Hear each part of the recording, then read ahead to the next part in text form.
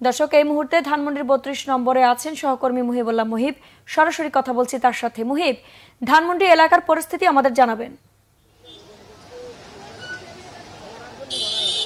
আইরিন, আমি এই মুহূর্তে রয়েছি ধানমন্ডি ৩২-এ। আপনি আমার পেছনের যে অবস্থা আপনি দেখলে নিশ্চয়ই অনুধাবন করবেন যে এখানে কিন্তু ছাত্র জনতার দখলে রয়েছে রাজপথ।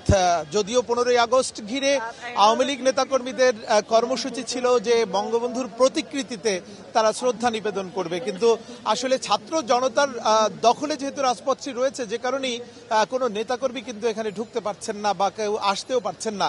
আমরা কিন্তু সকাল থেকে এখানে রয়েছি, কোনো ধরনের আওয়ামী লীগের কোনো তৎপরতা আমাদের চোখে পড়েনি। যারাও দু একজন এসেছেন তাদেরকে কিন্তু বিভিন্নভাবে ফিরিয়ে দেওয়া হচ্ছে।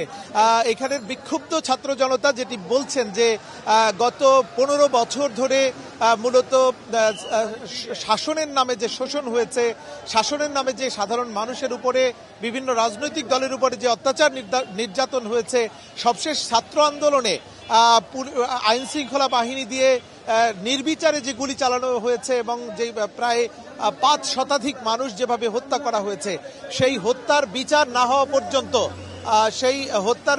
হওয়া পর্যন্ত মূলত তারা এই দিবসটিকে পালন করতে দিবেন না বলেই তারা বলছেন। এবং একই সঙ্গে বলছেন যে একটি নির্দিষ্ট পরিবারের জন্য এই শোক দিবস হতে পারে না। যদি কেউ এখানে যদি শোক দিবস হয়, সেটি ছাত্র জনতা হত্যার দায়ে একটি জাতীয় শোক দিবস হতে পারে।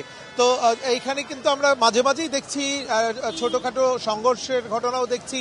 বিশেষ করে যাদেরকে মনে হচ্ছে যে এই ৩২-এ শ্রদ্ধা নিবেদনের জন্য এসেছেন, তাদেরকে মূলত ফেরাতে গিয়ে উত্তেজিত জনতা তাদেরকে কিছুটা মারমুখী হয়ে উঠছেন। তো এই ছিল আমার কাছে ধানমন্ডি ৩২ থেকে আসলে সার্বিক চিত্র। আইরিন, ধন্যবাদ মুহিব।